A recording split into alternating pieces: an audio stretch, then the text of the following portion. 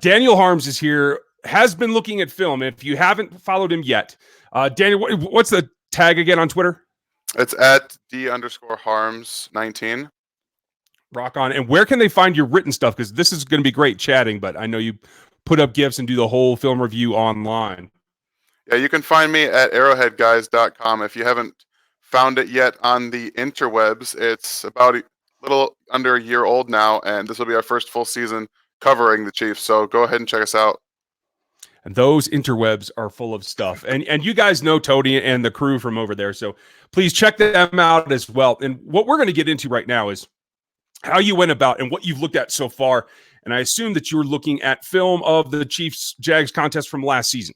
Oh yeah, I just finished wrapping up the whole game on offense and how the Chiefs kind of actually exposed the Jaguars for being a little bit overly aggressive at times. That's music to my ears. They're not the only ones. I mean, they have a couple of guys that kind of stand out, but yeah. Your impression overall, clearly we'll talk about their offense in a minute, but over-aggression in terms of scheme or players overstepping bounds? I feel like it was a little bit more of players getting in a little bit too with first reads. So with some motioning of the Chiefs kind of played into the hands of bringing Tyreek around the formation, and all the defenses are already committed to one side. So you have two guys on three Chiefs players, and they're just going off to the races for the most part. Then you have a little bit of man-on-man coverage and being able to exploit that based off of route running and Kelce just being a monster. So it was just the Jaguars kind of, I think, underestimating the offense a bit. And I'm glad you brought up Kelce because he's one of the key matchups that I see going into this game. They just gave a ton of money to Myles Jack to try and be a guy that can stop someone like Travis Kelce. But I don't know about you, but I'm not buying it.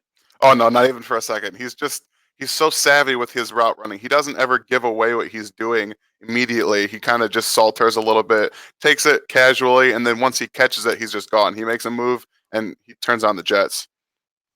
So do you think, given where they're at with, trying to maintain maybe a little bit more, protect those corners, they're a little bit short at this point, do you think they should try to play a little more ball control, shorter stuff over to Kelce and maybe the run game? I don't see that as Mahomes' style, and I feel like Andy's kind of adapted a little bit into that, and he was help indulge Mahomes a bit. They're going to take shots, and regardless of how the defense plays, they're going to want to put points up on the board early and kind of put this away. Yeah, no one's ever going to listen to me anyway. I'm just trying to play devil's advocate here because that's exactly what I see. And with the rumor that what we've heard from the Jags coaching staff is that they're going to try and let Jalen Ramsey shadow Tyreek Hill all day, which makes is wrong on two levels, because if that's what you're going to do, don't ever tell anybody that. Yeah, right. I mean, it will become evident pretty quickly, sure. But at the same time, that just sets up your star to fail. And I think we saw how he underestimated him last season. I see the same thing happening again. What's your take? I agree. I mean, Tyreek was kind of a little quiet for the most part of the game. If you watch him, they had the safety kind of shadowing a little bit here and there. So if he ever got over a step on Ramsey, they had the safety kind of rush over there. But even in a one-on-one coverage, if Ramsey's right there, Tyreek is going to get a step, and he's beating him most of these plays, if not all of them. And they usually had to cover it deep with safeties, like I said, and that leaves Sammy Watkins open all the time, Kelce open all the time down the field. So I just feel like if you're going to put Jalen Ramsey by himself on an island against Tyreek Hill, that's a matchup. He's just going to run him out of the ballpark.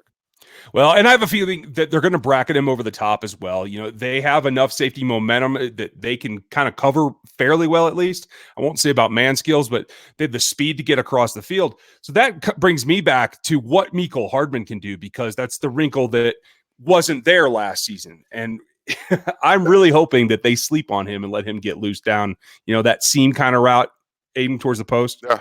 Oh, I agree. I think that even if all you have to do is put Tyreek on one side of the field. You could even put Kelce over there in the slot with him, and then you have Sammy out wide on the other side. You could put DeMarcus out there, and you could just go 5 wide and have Mecole Hardman just go all over the formation and just pick on every one of their defenders, because he's just so fast.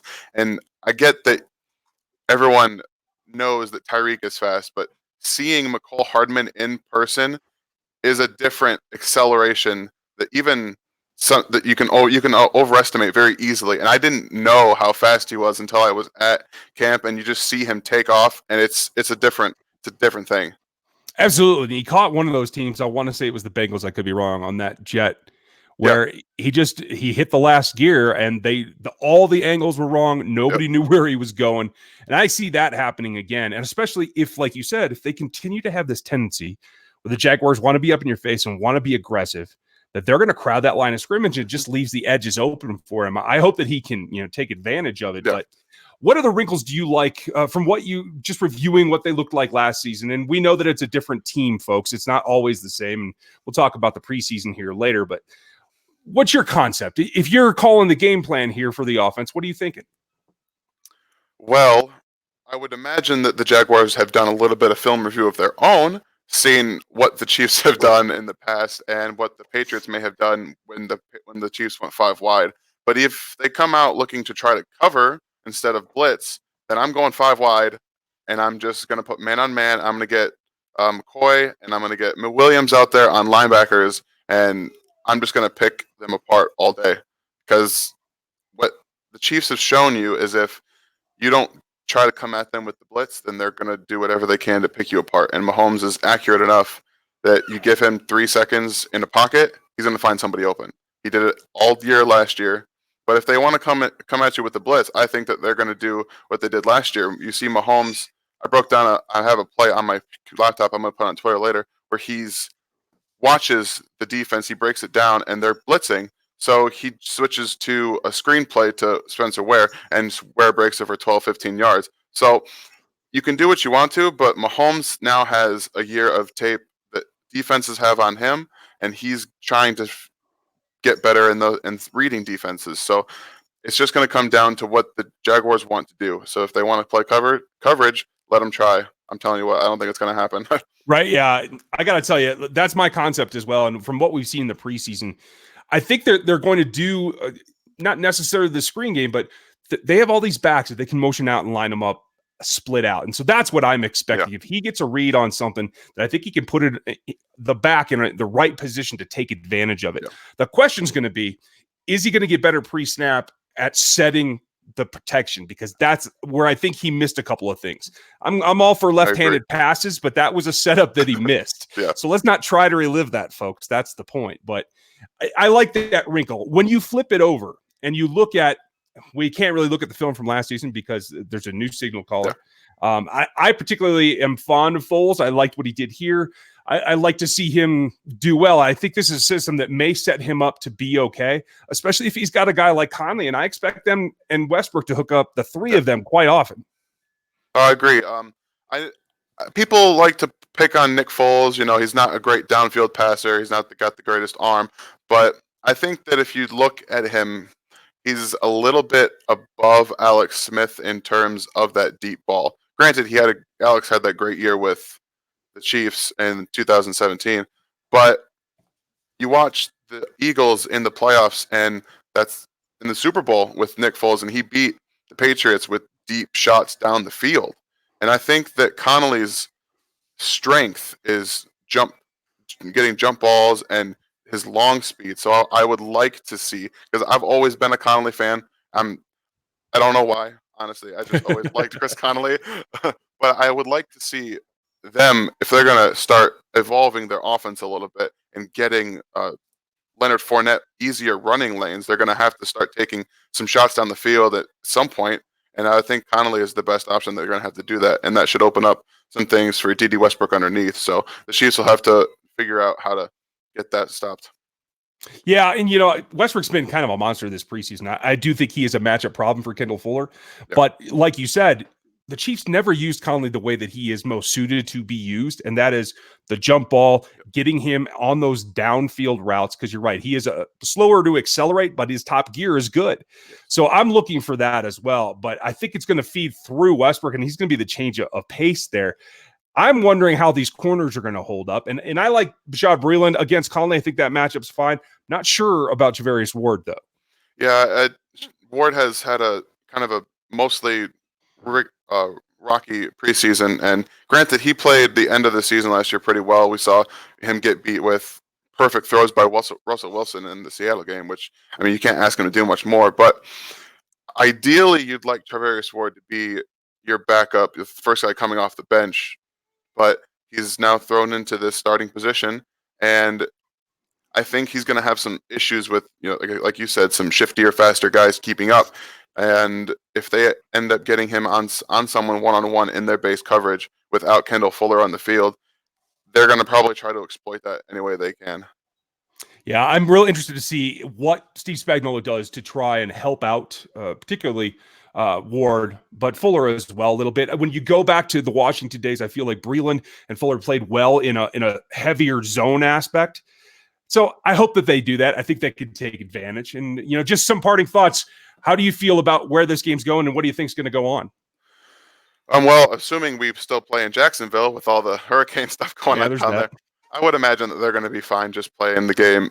Everyone wants to talk about the humidity. I've lived in the Midwest most of my life. I currently live in Nebraska. I'll tell you something. The humidity is not going to be a factor for them. Some of the players might experience some things differently, but most of them won't have that big of an issue with the humidity. I think that the Chiefs are going to exploit multiple running backs out of the backfield and getting Kelce on more linebackers. I get they paid Miles Jack to be a coverage linebacker, but you can't really cover Travis Kelce one-on-one in any situation. He always finds ways to get leverage, get open, and the running backs, McCoy's going to be fun out of the backfield on those change of pace downs. And I still think that Damien Williams will be the starting running back going forward. We'll see how his hamstring holds up. But I look for the Chiefs to go up early and stay up often. I have a feeling that's the way it's going to go as well. I just want to know where they start. I keep crossing my fingers Andy will come to his senses and just run the ball 8 times and then throw something. But, that's me, folks, and you all know what I'm looking for. But so down the field. So you're not putting a number on it, huh? If I'm going to put a number on it, I'm going to say they put up 35.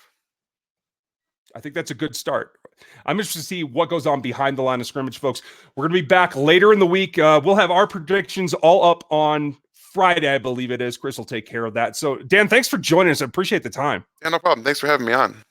And, folks, make sure you check out the Locked On Chiefs podcast, and we'll have more here on RGR as well. Talk to you later.